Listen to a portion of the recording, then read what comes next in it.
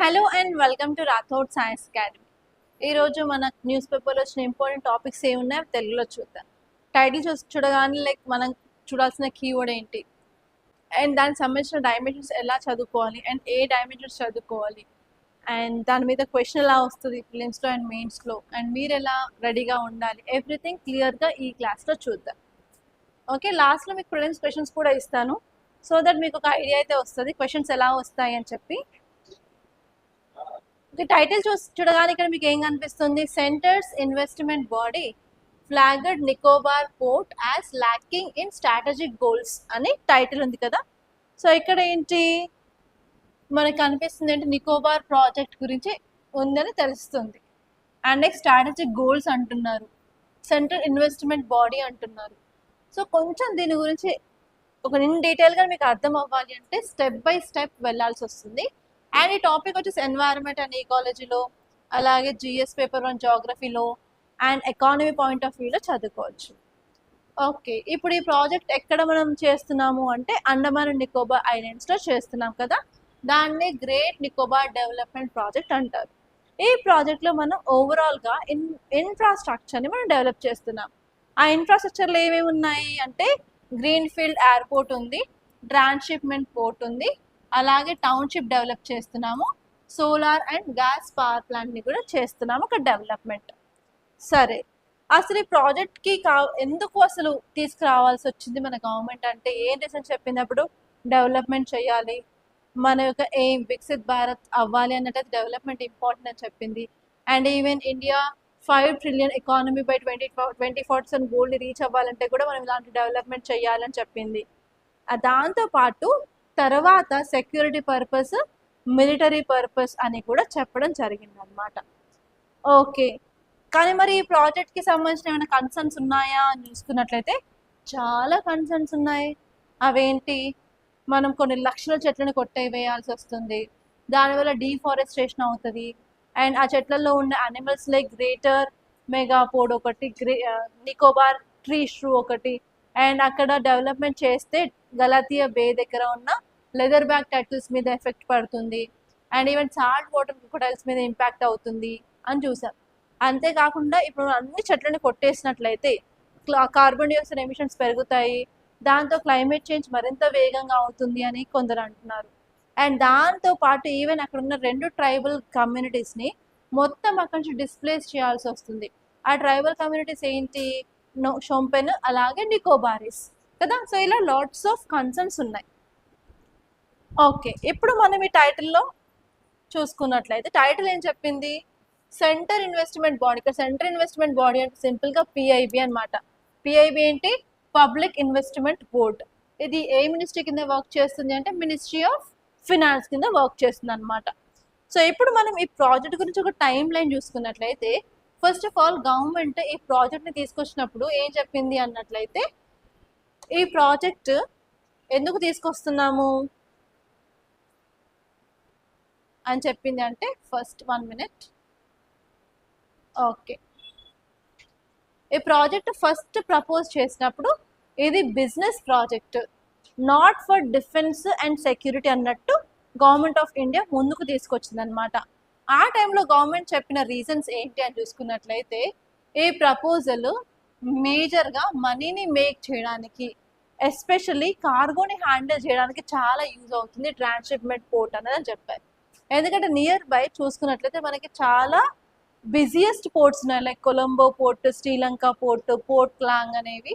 అక్కడున్న బిజినెస్ని మనం మన సైడ్ డైవర్ట్ చేసుకొని మనం మనీని ఎర్న్ చేయొచ్చు, ఎకనామిక్గా మనకి ఫారిన్ రిజర్వ్స్ వస్తాయన్నట్టు కూడా గవర్నమెంట్ అయితే చెప్పడం జరిగింది. ఫస్ట్లో అయితే డిఫెన్స్ సెక్యూరిటీ గురించి ఎక్కడా మాట్లాడలేరనమాట. అందుకని పిఐబి ఏం చెప్పిందంటే అసలు దీనికి స్ట్రాటజిక్ పర్పసే లేదు అన్నట్టు చెప్పడం జరిగింది. అండ్ నెక్స్ట్ ఇంపార్టెంట్ రీజన్ ఏంటి అన్నట్లయితే ఆ టైంలో వాళ్ళు ప్రపోజ్ చేసినప్పుడు వయబిలిటీ గ్యాప్ ఫండింగ్ కూడా కావాలి అన్నారు.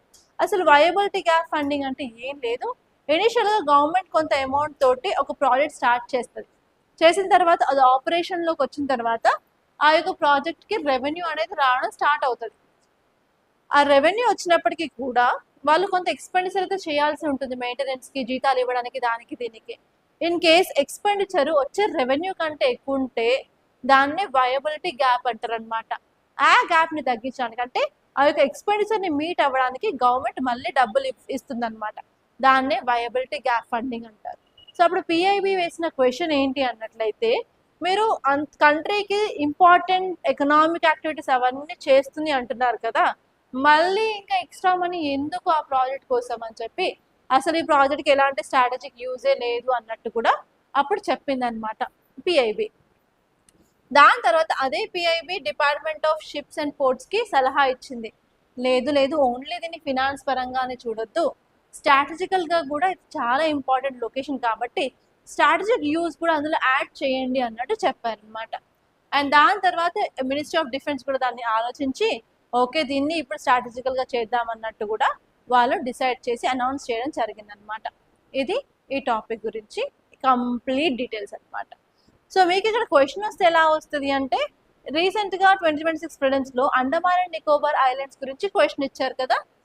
సో నెక్స్ట్ ఇయర్ మీకు ఇది గ్రేటర్ నికోబార్ డెవలప్మెంట్ ప్రాజెక్ట్ గురించి క్వశ్చన్ అడగచ్చు.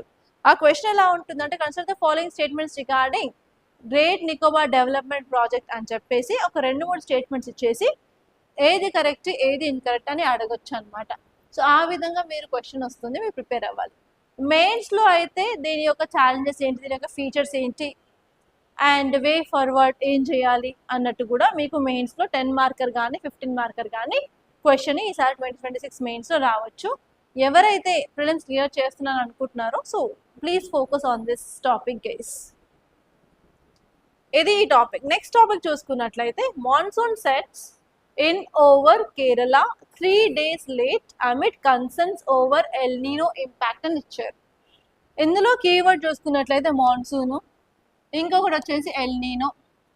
సో మనం గత 10 రోజుల నుంచి చదువుకుంటూనే ఉన్న మాన్సూన్ గురించి క్లియర్గా నిన్న మన క్లాసులలో కూడా అసలు మాన్సూన్ కాన్సెప్ట్ ఏంటి, ఎల్ నీనో ఏంటి, లానినో ఏంటి, జూన్ 1st ఏంటి, కేరళ కోస్ట్ ఏంటి అన్నీ చూసాం.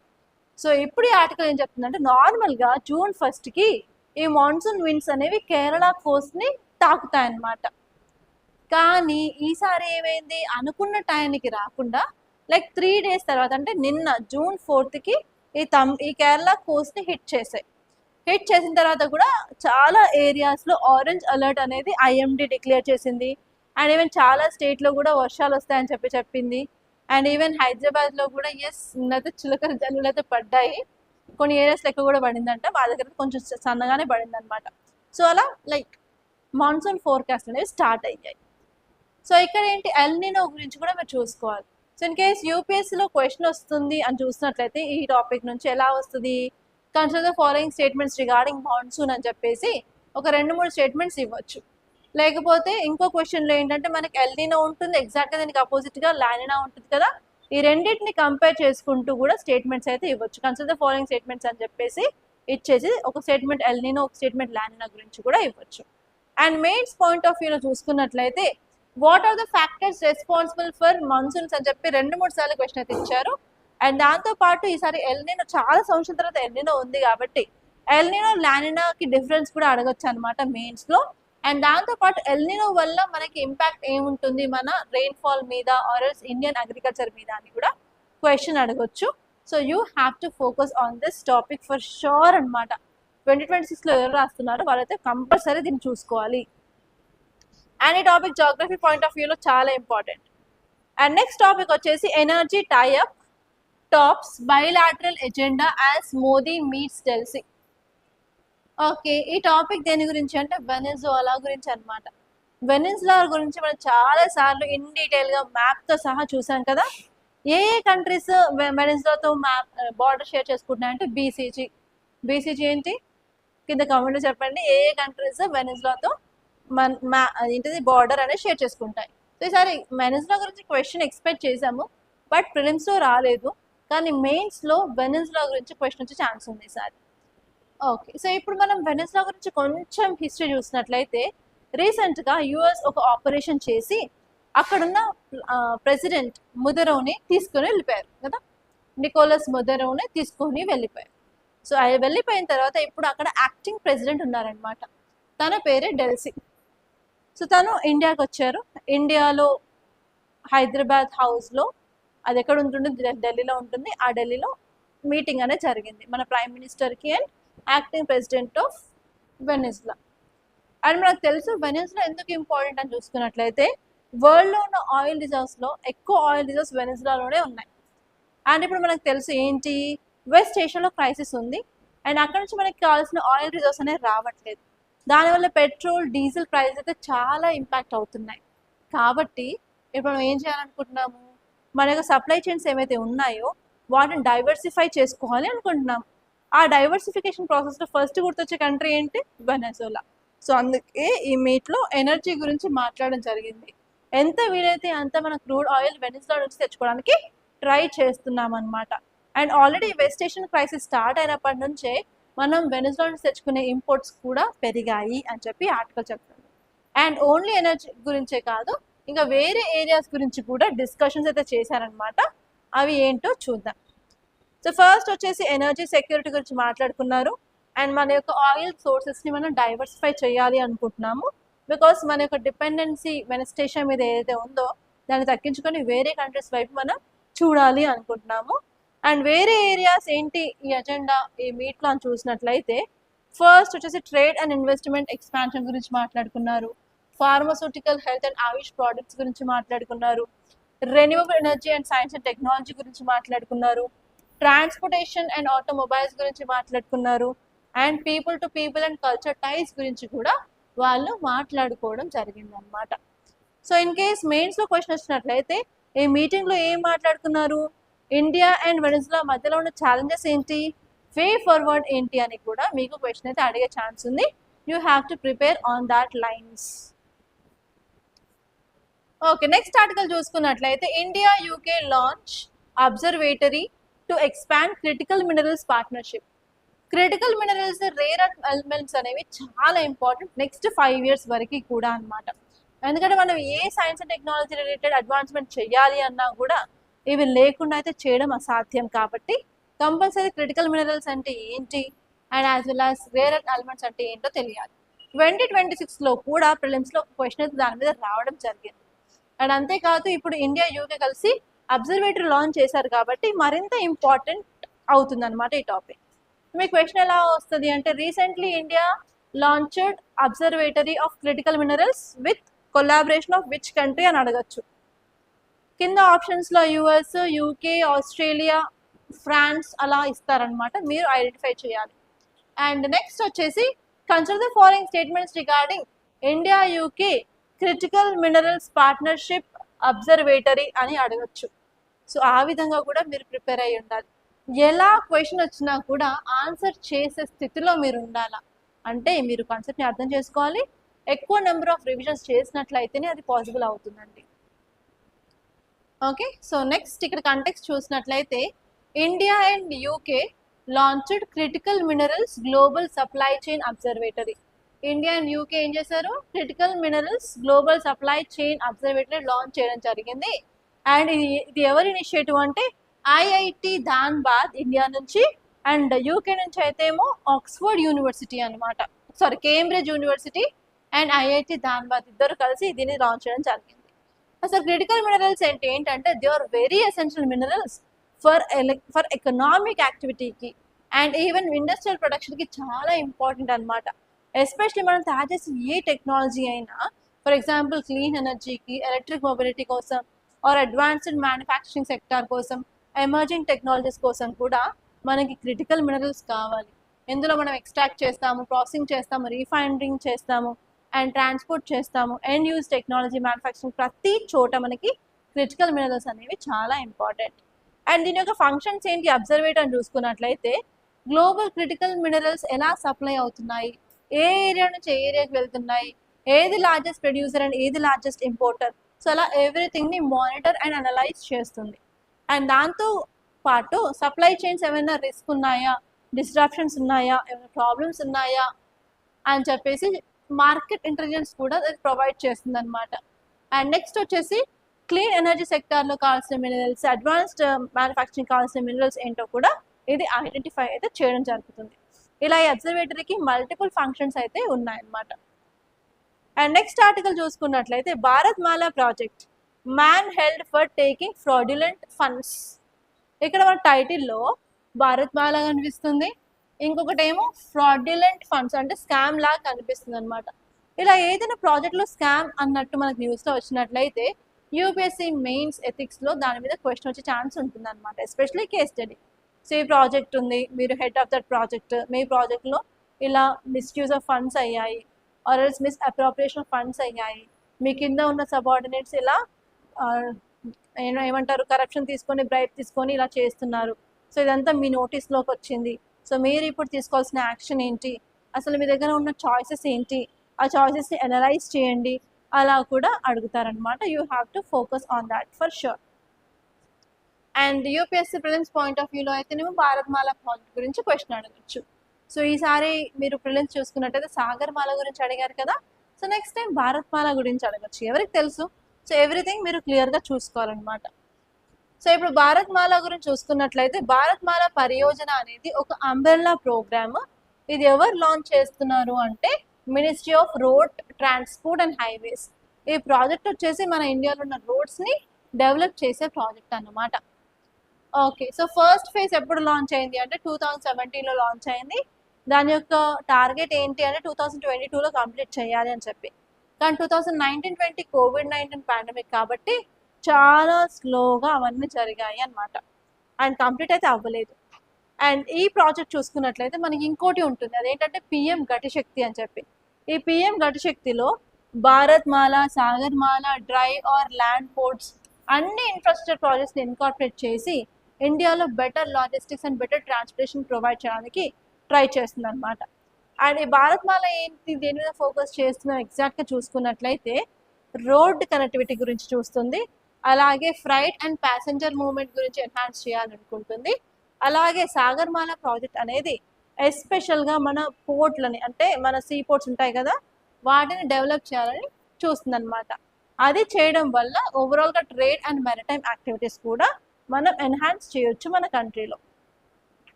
ఓకే, దీని యొక్క ఫీచర్స్ ఏంటి అని చూసుకున్నట్లయితే ఎకనామిక్ కారిడార్స్ని ఇంప్రూవ్ చేస్తాము, especially multi modal integration, infrastructure gaps ఏమైనా ఉంటే వాటిని ఓవర్కమ్ చేయడము, ఓవరాల్గా ఇన్ఫ్రాస్ట్రక్చర్ని బెటర్మెంట్గా చేస్తామన్నమాట.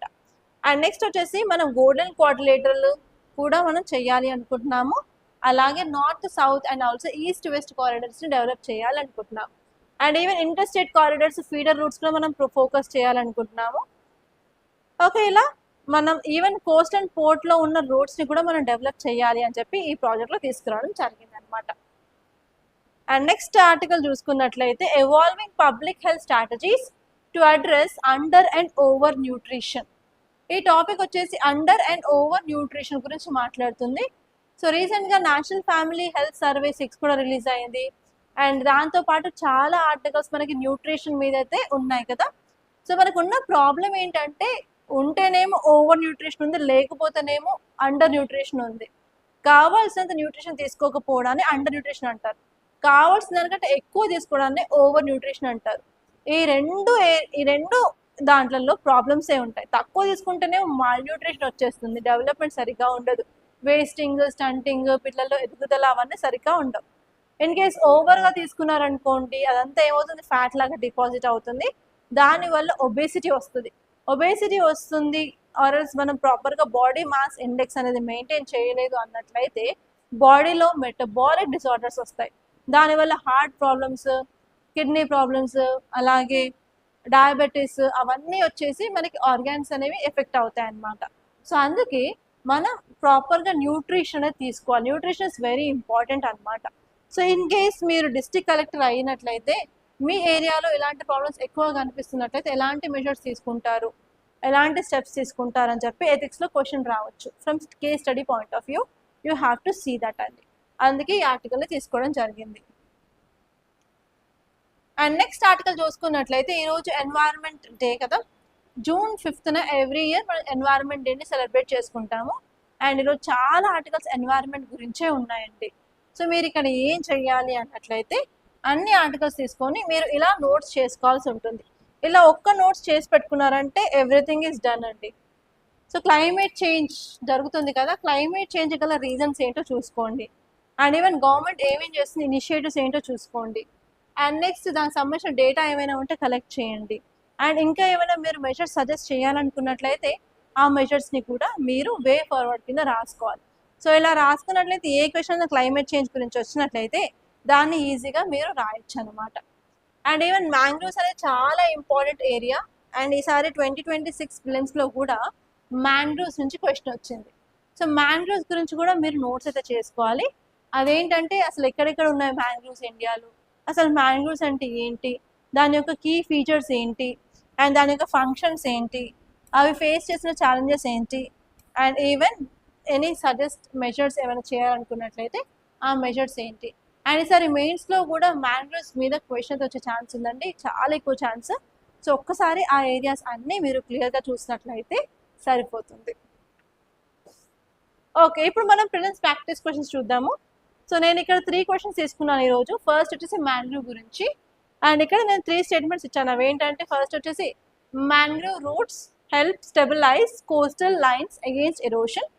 అండ్ నెక్స్ట్ వచ్చేసి mangrove serves as nursery grounds for many fish species. And third వచ్చేసి mangroves are incapable of storing significant amounts of carbon. ఈ 3 స్టేట్మెంట్స్లో ఏవి కరెక్ట్ కింద ఆప్షన్స్ చూసి కరెక్ట్ ఆప్షన్ని కింద కామెంట్ చేయండి, డోంట్ ఫర్గెట్. అండ్ నెక్స్ట్ వచ్చేసి భారత్ మాల పరియోజన ఫేజ్ 1 దేని మీద ఫోకస్ చేస్తుందని అడిగారు. ఫస్ట్ వచ్చేసి ఎకనామిక్ కారిడార్స్, సెకండ్ వచ్చేసి inter corridor and feeder routes, third వచ్చేసి coastal and border roads, and fourth వచ్చేసి డెడికేటెడ్ ఫ్రైట్ రైల్వే కారిడార్స్. ఇందులో క్లియర్గా ఏం ఉన్నాయి ఏం లేవు ఆలోచించి కింద కరెక్ట్ ఆప్షన్ చెప్పండి.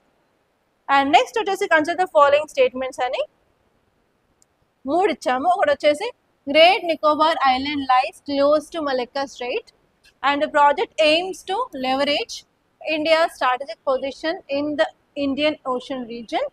అండ్ నెక్స్ట్ వచ్చేసి great Nicobar is separated from Sumatra by 10-degree channel. So ఇందులో కూడా ఏ స్టేట్మెంట్స్ కరెక్ట్ కింద కమెంట్లో చెప్పండి. And that's all guys, by this I'm concluding. మీరు కనుక మీ యూపీఎస్సీ ప్రిపరేషన్ స్టార్ట్ చేయాలనుకున్నట్లయితే మన దగ్గర జిఎస్ ఫౌండేషన్ కోర్స్ అనేది కొత్త బ్యాచ్ అనేది స్టార్ట్ అవుతుంది from Monday, that is on 8th June అనమాట. సో ఫస్ట్ 2 days అయితే మనం డెమో క్లాస్ని ప్రొవైడ్ చేస్తున్నాము. మీరు ఆఫ్లైన్లో డెమో క్లాస్ అటెండ్ అవ్వాలి అనుకున్నట్లయితే మన అకాడమీకి వచ్చేసేయండి. ఇన్ కేస్ ఆన్లైన్లో మీరు కనుక అటెండ్ అవ్వాలనుకున్నట్లయితే రాథోడ్స్ ఐఎస్ యాప్ని డౌన్లోడ్ చేసుకోండి. అండ్ క్లాస్ టైమింగ్స్ ఏంటంటే 2:30 నుంచి 5:30 PM అండి. So we are going to start with polity. Don't miss that classes, guys. And I wish you all the best. Thank you so much for watching.